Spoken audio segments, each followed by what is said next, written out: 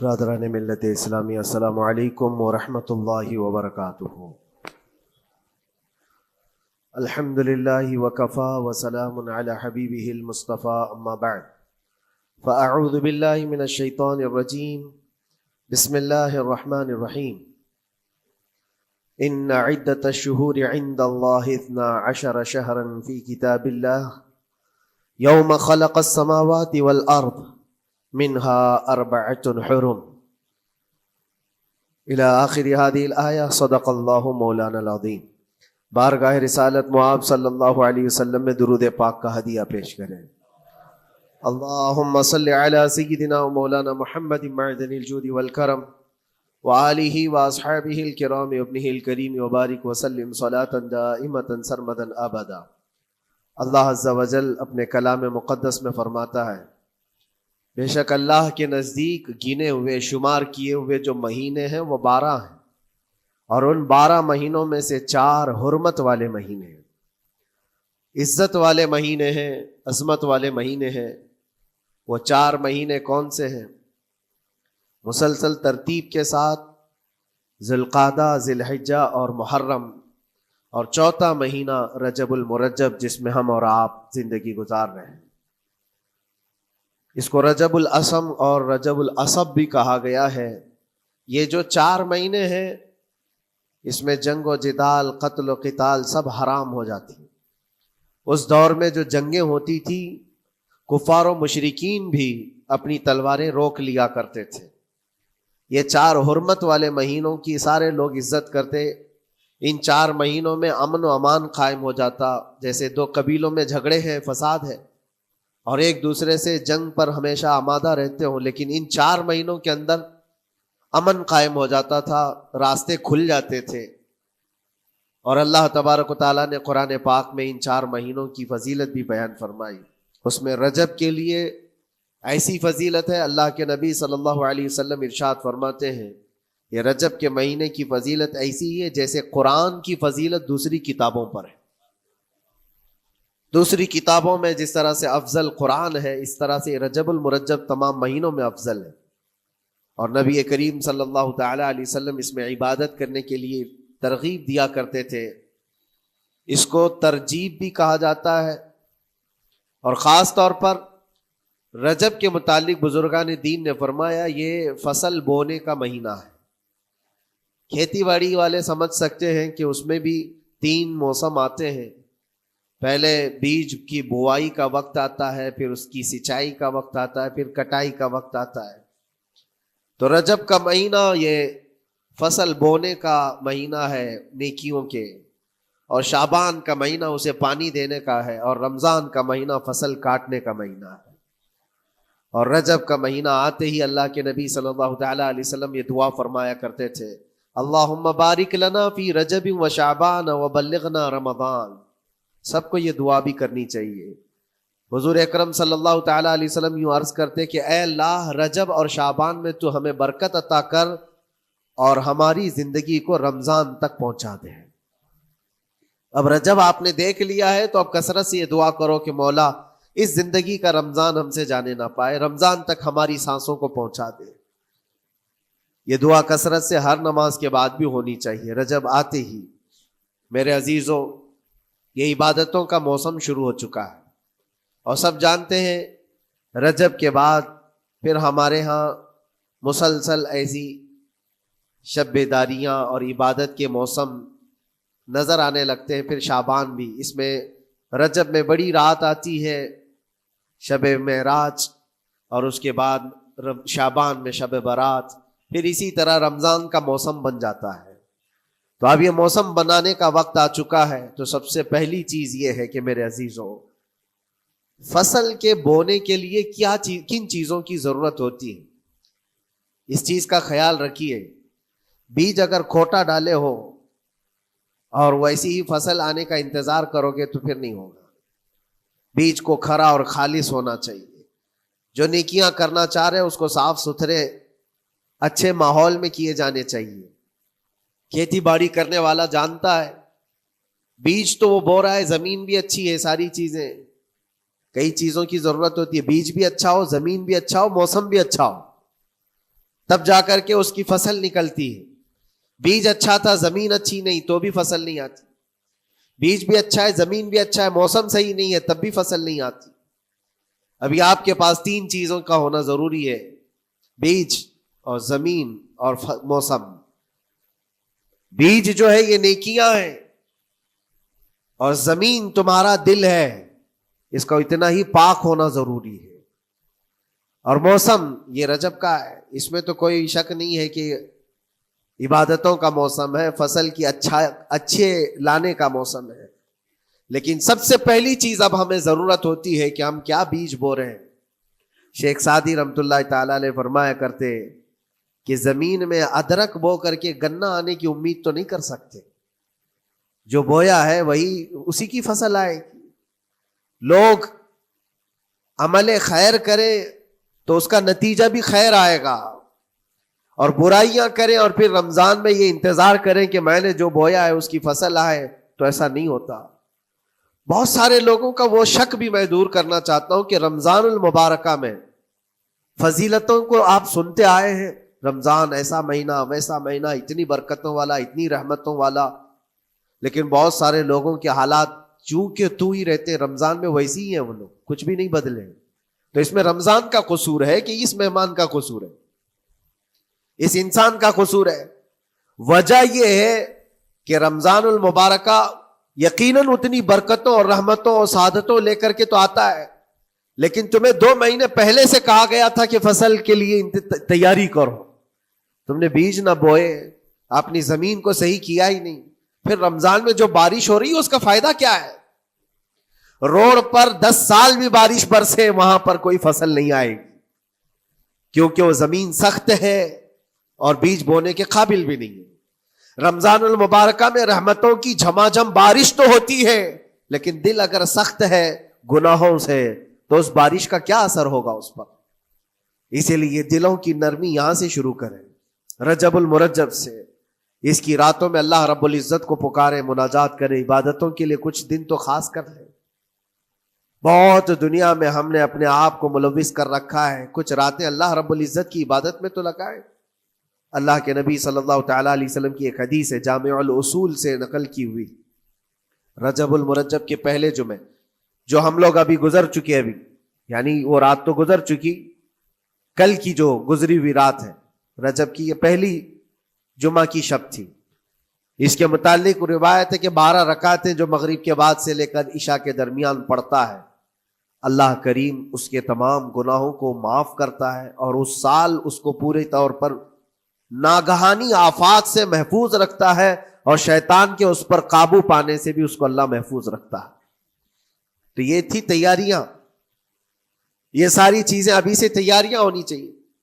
رجب کے 3 دن آتے ہیں جس کے متعلق فرمایا گیا ہے ایام بیز میں بھی 13, 14, 15 یا 14, 15, 16 یہ جو تاریخیں آتی ہیں اس میں روزے رکھو. اس کی بھی بڑی فضیلت ہے کہ تم تیاریاں ابھی سے شروع کر دو کہ رمضان المبارکہ میں اچھی فصل دیکھ سکے, ہمارے جسم کے اندر بدلاؤ آ سکے, ہمارے دل کے اندر انقلاب آ سکے. اور تیاری یہاں سے نہ کر کے صرف رمضان میں ہی امید لگائے بیٹھتا ہے. تو میرے عزیزوں کچھ تو صفائی کی ضرورت ہوتی ہے. آپ نے اگر زمین خریدی کھیتی باڑی کی غرض سے اور گئے, وہاں جاتے ہی آپ نے سوچا کہ اس میں فصل آ جانی چاہیے, تو کسانوں سے پوچھو تو وہ بتائیں گے آپ کو نہیں, زمین کو پہلے صاف کرنا پڑتا ہے, کچرے ہوں گے اس کے اندر بہت سارے, ہل چلاؤ یا کسی بھی طرح سے اس کو صاف کرو. صاف کرنے کے بعد پھر یہ بھی کسان کہتا ہے کہ زمین کو تھوڑا ڈھیلا کر دو, بڑے بڑے ڈھیلے ہوں تو اس کو توڑ دو اور مٹی نرم ہو جائے. اور اس کے بعد پھر کسان کہتا ہے تھوڑا پانی بھی چھڑکاؤ کرو, گیلی ہو جائے, تب جا کر کے تم اس پر بیج بو. میرے عزیزو یہ رجب بیج بونے کا موسم ہے, تو پہلے زمین کو ڈھیلا تو کر دو, زمین کے اندر جو کچرے ہیں اس کو نکال تو دو, دل کے اندر جو وسوسے بھرے ہوئے ہیں, گناہوں کے خیالات بھرے ہوئے ہیں, اس کو پاک تو کرو. اس کو پاک کرنے کے لیے اللہ کریم کی بارگاہ میں آ کر گڑ گڑاؤ. تمہارا ایک آنسو تمہارے تمام گناہوں کو اور اللہ کی غضب کو ٹھنڈا کر دیتا ہے. ہاں, ایک آنسو کا قطرہ تمہارے لیے اللہ کریم ہے, موتی سمجھ کے شان کریمی نے چن لیے قطرے جو گرے تھے عرق انفعال کے۔ امام غزالی رحمۃ اللہ تعالی علیہ نے لکھا ہے کہ آج اللہ تبارک و تعالیٰ کی رحمت کو اپنی طرف مائل کرنے کے لیے اگر تم کچھ کر سکتے ہو تو بس یہ ہے کہ دنیا رونے اور گڑ گڑانے سے نہیں مانتی، لیکن مولا کریم بندے کے ایک مرتبہ سجدہ کر کے اسے پکارنے سے فوراً قبول کرتا۔ موسیٰ علیہ الصلاۃ والتسلیم اللہ تعالیٰ سے پوچھتے ہیں، مولا جب تیرے بندے تجھے پکارتے ہیں تو اس میں نیک لوگ بھی ہوتے ہیں اور گنہگار بھی ہوتے ہیں، تو کیا تو سب کی پکار کا جواب دیتا ہے؟ توجہ، اللہ رب العزت فرماتا ہے، اے موسیٰ میرے پکارنے والے بندوں میں نیکوکار بھی ہیں گنہگار بھی ہیں، ہاں نیک بندہ جب مجھے پکارتا ہے یا ربی تو میں جواب میں کہتا ہوں لبیک یا عبدی، اے میرے بندے میں حاضر ہوں، بتا تیری کیا حاجت ہے۔ پھر موسیٰ علیہ السلام پوچھتے ہیں کہ مولا یہ تو نیک بندہ جب پکارتا ہے تو کہتا ہے لبیک یا عبدی، اور جب گنہگار پکارتا ہے تب کیا کہتا ہے؟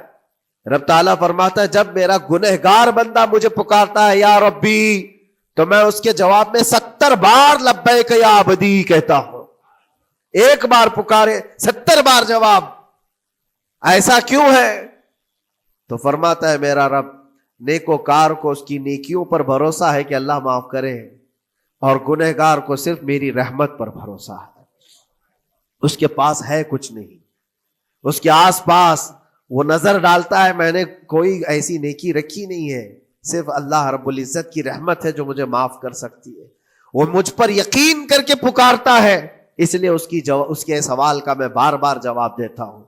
عزیزان گرامی وقار، اقبال نے سچ ہی کہا تھا، ہم تو مائل بکرم ہے کوئی سائل ہی نہیں۔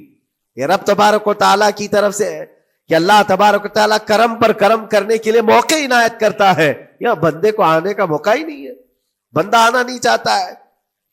اس سے پہلے کہ تمہارے ساری چیزیں بند ہو جائیں، دروازے ختم ہو جائیں، اللہ رب العزت کی بارگاہ میں آؤ اور اسے پکارو، یقیناً یہ تمام چیزیں تمہاری زندگی میں انقلاب لاتی ہیں، بہت بڑی تبدیلی لاتی ہیں۔ عزیزان گرامی، پھر میں یہ عرض کرتا ہوں کہ رجب کے اس مہینے میں دل کو نرم کرنا بہت ضروری ہے۔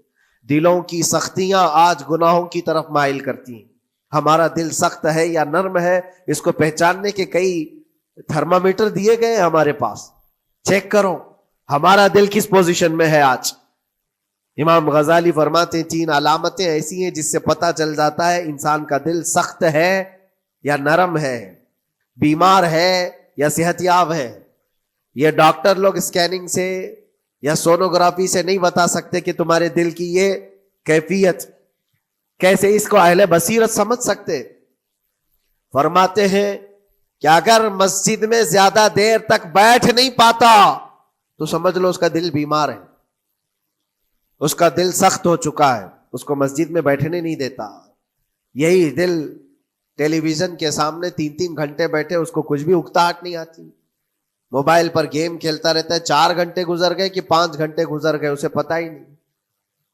آج ایک سروے کے مطابق ہر انسان جو موبائل چلاتا ہے اس میں 18 گھنٹے وہ بیزی ہے دن کے۔ کئی جگہوں پر ایسے حالات آئے 18 گھنٹے دن میں ہوتے ہی ہے 24 گھنٹے، جس میں 6 گھنٹے اگر آرام کے نکالے تو باقی پورے 18 گھنٹے کیسے انسان بیزی رہ سکتا ہے؟ اس میں کھانا بھی ہے، پینا بھی ہے، حاجتیں بھی ہیں، لیکن سروے کے مطابق یہ بھی بات آئی ہے کہ 18 گھنٹے کنزیوم کرتے ہیں۔ میرے عزیزوں، اس میں کوئی اکتاہٹ اور اس میں کوئی ملال نہیں آتا، بیزارگی نہیں آتی، اور اللہ کے گھر میں یا فرض سے نماز سے ابھی سلام پھیرا کیا کہ بھاگنے کی تمنا ہوتی ہے۔ کئی جگہوں پر تو ایسا ہے، اسی لیے اللہ کے نبی صلی اللہ تعالی علیہ وسلم کی ایک حدیث میں سناتا ہوں، ارشاد فرماتے 2 چیزیں کسی منافق کے اندر جمع نہیں ہو سکتی، 2 چیزیں منافق آدمی کے اندر آ ہی نہیں سکتی۔ وہ کیا چیزیں ہیں؟ حضور پاک صلی اللہ تعالی علیہ وسلم فرماتے ہیں اچھے اخلاق منافق کے اندر نہیں آتے، اور اللہ کی اور اس کے رسول کی ہر بات پر یقین، یہ منافق کے اندر نہیں آ سکتے۔ اور منافق کی یہ علامتیں بتاتے بتاتے میرے نبی نے یہ فرمایا، دیکھنا کہ مسجد میں منافق سب سے اخیر میں آئے گا اور سب سے جلدی بھاگے گا، اس کا دل نہیں لگتا۔ دل سخت ہو چکا ہے، اور بازار میں سب سے پہلے جائے گا اور سب سے لاسٹ میں نکلے گا. بازار اس کے دل لگنے کی جگہ ہے، اس کے وہاں پر تفریح کی جگہ ہے. اور مومن کی علامت یہ فرمایا کہ مومن مسجد میں جلدی آتا ہے اور دیر سے جاتا ہے، اس کا دل لگا رہتا ہے. اور مومن بازار میں لوگوں کے شروعات میں نہیں، اپنی ضرورت کے مطابق گیا اور نکل آیا. اور فرماتے ہیں میرے آقا صلی اللہ علیہ وسلم، روئے زمین پر سب سے اچھی جگہوں میں سے کوئی جگہ ہے تو اللہ کا گھر ہے، مسجد ہے. اور سب سے بری جگہوں کے متعلق فرمایا وہ بازار ہے. اب یہاں پر دلوں کے متعلق میں عرض کر رہا ہوں کہ کس کا دل کس پوزیشن میں ہے، اسے آج خود آزما لینا چاہیے. دوسری علامت، امام غزالی فرماتے ہیں قرآن پاک کھولے گا وہ صفحہ 2 صفحہ سے زیادہ پڑھ نہیں پائے گا، بند کرنے کا دل کرے گا. یہ تو چھوڑو اٹھانے کے بعد پڑھنے نہ پڑھنے کی بات ہے، کچھ تو چھونا بھی نہیں چاہتے، اٹھاتے ہی نہیں. سال پورا ہو گیا تو قرآن پکڑتے نہیں، تو پھر دل کی کیفیت کیا ہو چکی ہوگی، دل کیسا مریض ہوگا. بعض لوگ ہم سے یہ کہتے بھی تھے کہ حضرت پڑھنا تو آتا نہیں، کیا کریں گے قرآن کا. کہا اٹھانا تو آتا ہے. میں نے ان سے پوچھا قرآن اٹھانا تو آتا ہے، جب قسم کھانے کی بات ہوتی ہے تو کیسے قرآن اٹھا لیتے ہو، سر پہ رکھ لیتے ہو.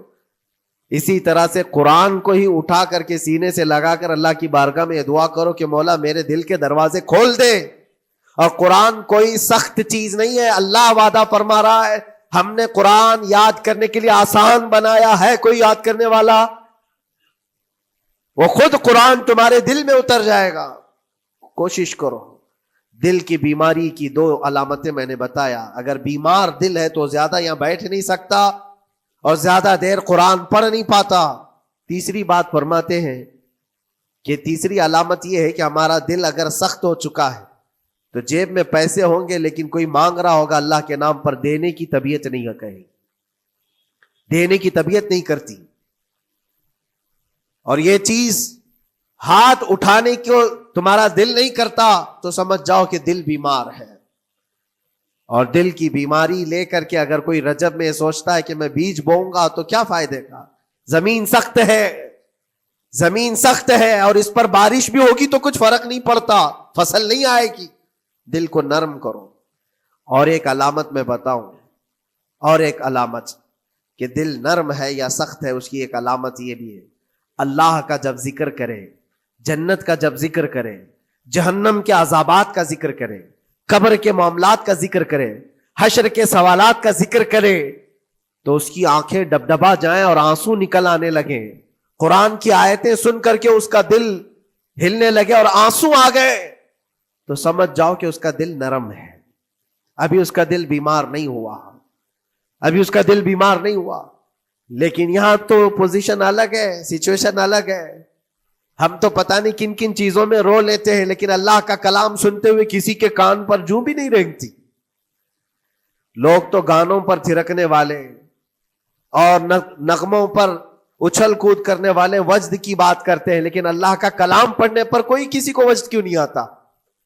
یہ ایمان کی علامت ہے. قرآن میں اللہ نے فرمایا اذا تلیت علیہم آیاتہ زادتہم ایمانا، جب اللہ کی آیتیں ان پر تلاوت کی جاتی ہیں، مومنین پر، ان کا ایمان بڑھ جاتا ہے. کیا آپ امام کے پیچھے قرات سن کر کے اپنے دل میں ہلچل محسوس کرتے ہیں؟ سننے کی طبیعت کرتی ہے. بلکہ ادھر نماز پڑھ کر کے جانے کے بعد آدھے گھنٹے کے بعد پوچھے آج پہلی رکعت میں کیا پڑھا تھا، دوسری رکعت میں کیا پڑھا، آپ کو پتہ ہی نہیں رہتا، یاد ہی نہیں امام صاحب کیا پڑھ رہے تھے. میں تو دکان کا حساب کتاب کر رہا تھا، کیا خبر ہے کہ انہوں نے کیا پڑھا. تو قرآن کو توجہ سے پڑھے ہوتے تو تمہارے دل میں بھی وہ باتیں اثر کر رہی ہوتی. میرے عزیزوں، کتنے ایسے لوگ ہیں جو صرف اور صرف قرآن پاک کی تلاوت کی وجہ سے دلوں کو نرم کر دیا گیا ہے. میں اسی بات پر آج فوکس کر کے ختم کر دوں گا. رجب المرجب بیج بونے کا موسم ہے تو دل کے نرمی کے ساتھ ہی بیج بو، کیونکہ یہ زمین ہے تمہاری، اور زمین نرم نہ ہو تو کتنی بھی نیکیاں کرو کیا فائدے کی. دل سخت ہے، گناہوں سے لبریز ہے، اور دل کو نرم کرنے کا علاج 2 چیزیں بتائی گئی، کریں گے انشاءاللہ. 2 چیزیں بڑی آسان ہیں. اگر دل کو نرم کرنا ہے تو دو چیزیں فرمائی گئی، کثرت سے قرآن پاک کی تلاوت کرو یا کثرت سے میرے نبی پر درود پاک پڑھا کرو. دو چیزیں کر کے دیکھو تمہارا دل نرم ہو جائے گا. اور بھی دوسرے علاج بھی میرے آقا نے فرمایا. ایک صحابی آئے تھے، انہوں نے عرض کیا یا رسول اللہ صلی اللہ علیہ وسلم، لوگ آپ کے پیچھے نماز پڑھتے ہیں تو زاروں قطار رونے لگتے ہیں، جب آپ دعا کرتے ہیں تو وہ دھاڑے مار کر کے روتے ہیں، میں کبھی رو نہیں پاتا، میرا رونا نہیں آتا، میں بھی قرآن سنتا ہوں، میں بھی آپ کے پیچھے نماز پڑھتا ہوں. تو حضور پاک صلی اللہ علیہ وسلم نے فرمایا تمہارا دل سخت ہو گیا ہے، تمہارا دل سخت ہو گیا ہے. انہوں نے کہا کیا کروں، علاج کیا ہے اس کا؟ وہ مسیحائے امت ہے میرے آقا، ہر ایک کا علاج جانتے ہیں، کس کو کون سا علاج دینا ہے. نبی پاک صلی اللہ تعالی علیہ وسلم فرماتے ہیں جاؤ کسی یتیم بچے کے سر پر ہاتھ پھیرو، اللہ تمہارا دل نرم کرے گا. ان کے لیے وہ علاج رکھا گیا تھا. جس کو جیسا علاج بتایا میرے آقا صلی اللہ علیہ وسلم نے، کسی یتیم کے سر پر ہاتھ پھیرو، دل نرم ہوگا. لیکن دل کے نرم ہونے کے علاج اللہ کے نبی صلی اللہ علیہ وسلم کے شفا خانے میں ہے. ہاتھ سے آپ کثرت سے درود پاک پڑھو، پھر دیکھو آپ کے دل کے اندر انقلاب آتا ہے یا نہیں آتا. آپ کے چہرے کا نور بڑھ جائے گا، زبان کا اثر بڑھ جائے گا، عمل خیر کی طرف رغبت بڑھ جائے گی. کثرت سے جب بندہ حضور پاک صلی اللہ علیہ وسلم پر درود پڑھتا ہے، اس کی زبان سے جھوٹ نکل جاتا ہے، گالی اس کی زبان پر نہیں آ پاتی ہے، کیونکہ وہ پاک کرتا چلا جاتا ہے اپنی زبان کو اللہ کے نبی کا نام لے کر کے. میرے عزیزو، اس میں دقت کیا ہے درود پاک کثرت سے پڑھنے میں؟ آپ جہاں چل رہے ہو، پھر رہے ہو، اٹھ رہے ہو، بیٹھ رہے ہو، انتظار میں ہو، سونے کے لیے جا رہے ہو، زبان ہی تو ہلانا ہے میرے نبی پاک صلی اللہ علیہ وسلم کی بارگاہ میں درود پڑھ کر کے. اور ضروری نہیں ہے کہ بہت لمبے لمبے درود پاک آپ کو یاد کرنے ہو، صلی اللہ علیہ وسلم بھی پڑھ لیا تو یہ درود پاک ہے، یہ درود پاک ہے. یا تو پھر الصلاۃ والسلام علیک یا رسول اللہ کہتا ہے تو یہ بھی درود پاک ہے، درود پاک ہے یہ. اور دل کو جب نرم ہو جائے گا تو انشاءاللہ العزیز آپ اس کے اثر بھی دیکھیں گے، اس کے اثر بھی دیکھیں. کیسے کیسے لوگوں کی بات میں کروں میرے عزیز ہو. آپ کو پتا ہے تاریخ کے اوراق الٹ کر کے دیکھو. ایک صحابی حضرت نعیم وہ راستے پر گزر رہے تھے، دیکھا ایک کڑیل جوان مکہ کا جس کو سارے لوگ دیکھ کر پہلوان کہتے اور ڈرتے تھے، گھبراتے تھے. 27 سال کا کڑیل جوان ہے اور ہاتھ میں تلوار کھینچے ہوئے تیزی سے آ رہا ہے. یہ پہلوان کوئی اور نہیں عمر ابن خطاب ہے. حضرت نعیم کہتے ہیں دیکھ کر کے میں گھبرا گیا، اتنی تیز اور ترار چال اور چمکتی ہوئی تلوار، کہاں کا ارادہ ہے؟ پوچھا حضرت نعیم نے کہاں جا رہے ہو؟ عمر ابن خطاب نے کہا محمد کا قتل کرنے جا رہا ہوں. معاذ اللہ رب العالمین. اس لیے کہ ایمان لائے ہوئے نہیں تھے. یہ دلوں کی سختیاں ہیں، یہ دلوں کا منجمد ہونا بتا رہا تھا کہ وہ نبی پاک صلی اللہ علیہ وسلم کے قتل کے لیے نکلے. حضرت نعیم نے صرف راستہ روکنے کے لیے ان سے کہا ان کا بعد میں قتل کرنا، پہلے تیری بہن اور بہنوی کا گھر بھی دیکھ لے، وہ بھی تو کلمہ پڑھ رہے ہیں، وہ بھی تو کلمہ پڑھ رہے ہیں اسی رسول کا. تو غصہ اور بڑھ گیا کہ میرے گھر میں یہ ہو چکا ہے، میں تو جس کا قتل کرنے جا رہا ہوں وہ میرے گھر تک آیا ہوا ہے. کہا پہلے میری بہن اور بہنوی کا کام تمام کرتا ہوں. اسی غرض سے وہ آئے تھے. اور جس وقت اپنے بہن کے گھر کے باہر کھڑے تھے، اتفاق ایسا کہ اندر سے قرآن کے پڑھنے کی آواز آ رہی تھی. ایک صحابی حضرت خباب، وہ قرآن پڑھا رہے تھے حضرت عمر کی بہن کو اور ان کے بہنوی کو. اور کیا بہترین انداز رہا ہوگا، جو رسول اللہ سے ڈائریکٹ سنے ہوئے لوگ تھے. اللہ کا کلام اترا ہوا ہے جن کے اوپر، وہ اس وقت حاضر رہے ہوئے لوگ ہیں، قرآن کو پڑھ رہے تھے. طٰہٰ ما انزلنا علیک القرآن لتشقی الا تذکرۃ لمن یخشی. عرب لوگ اچھی طرح سے جانتے تھے ایک ایک حرف کا معنی کیا ہوتا ہے، وہ عربی جانتے تھے، ان کی مادری زبان تھی. اور اس قرآن کے اندر جو مٹھاس تھی، عمر ابن خطاب کان لگا کر سنتے رہے سنتے رہے سنتے رہے. لیکن غصہ جو اندر سے تھا، دل کی جو سختی تھی، آئے تھے مارنے کے لیے، دروازہ زور زور سے ٹھوکنے لگ گئے. اندر لوگ ڈر گئے. حضرت خباب کو چھپا دیا، بہن اور بہنوی نے دروازہ کھولا. دروازہ کھلتے ہی ان پر حملہ آور ہو گئے. عمر ابن خطاب مارا، اپنے بہنوی کو بہت مارا کہ تم یہ کیا کر رہے ہو، دین بدل چکے ہو. یعنی تم یہاں سے نکل کر کے دوسری جگہ چلے گئے ہو، صحابی ہو گئے ہو، اپنی بہن کو بھی مارا یہاں تک کہ ان کی ناک پھٹ گئی.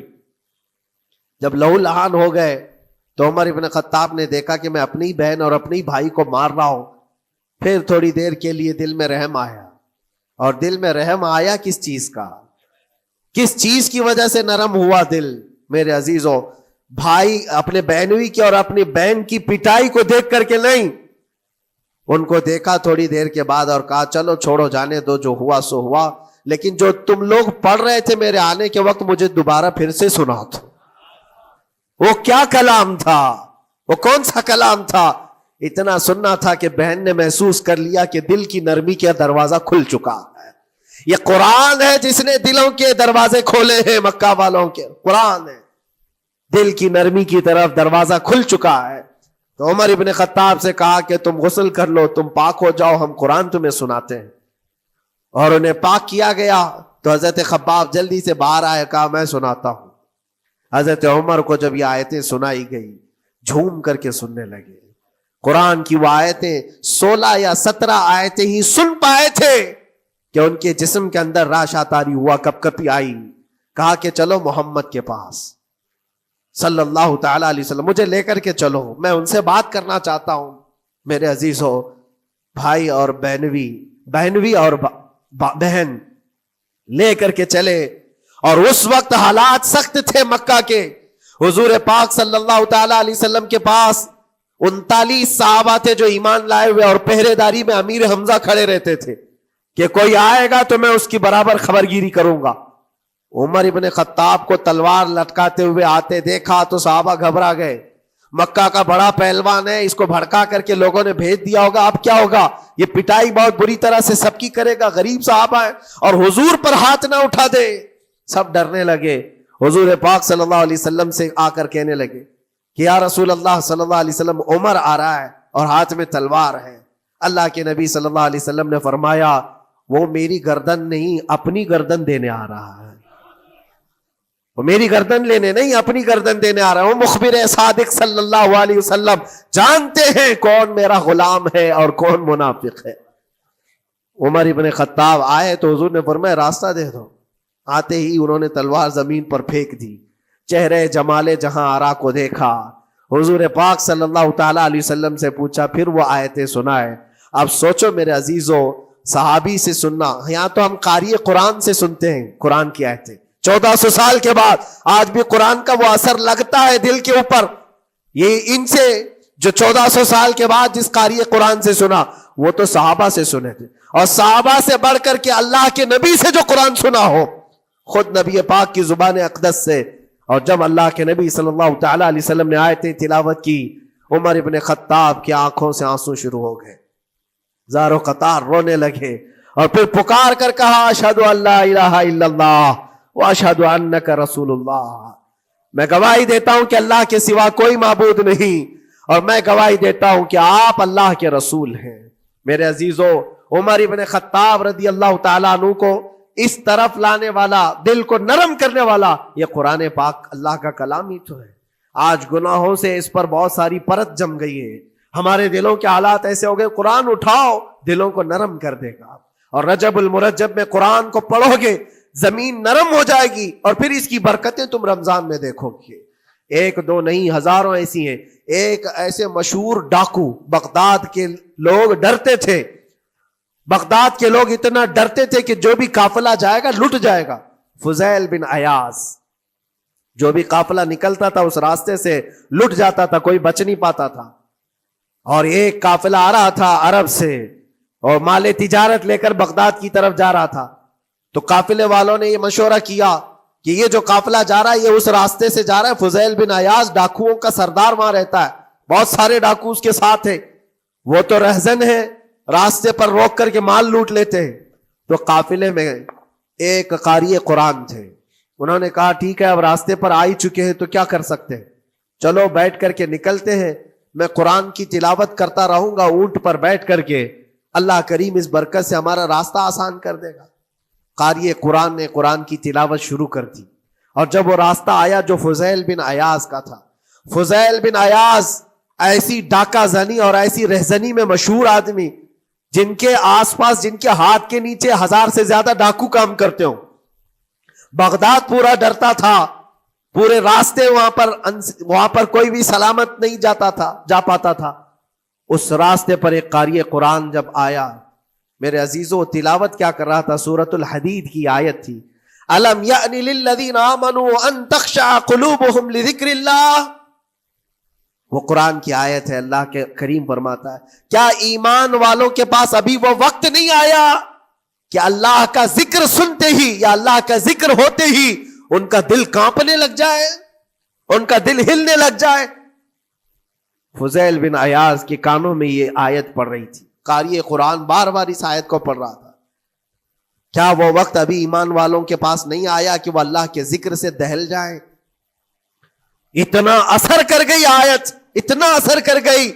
فضیل بن عیاض نے ہتھیار پورے پھینک دیے اور چیخ چیخ کر کے کہنے لگا آن لنا ربنا، آن لنا ربنا، اے میرے رب وہ وقت آ چکا ہے، اے میرے رب وہ وقت آ چکا ہے. سارے ڈاکوؤں سے کہا سجدہ ریز ہو جاؤ، اس لیے کہ اللہ کا کلام ہمیں بلا رہا ہے. برسوں سے ڈاکہ زنی کرنے والے، برسوں سے راستے لوٹنے والے، قرآن کی ایک آیت نے دل بدل دیا. دل کے ایسا انقلاب آیا، سب کچھ چھوڑ دیا اور اس کے بعد نکلے. اللہ اکبر. جانتے ہو فضیل بن عیاض کون ہے؟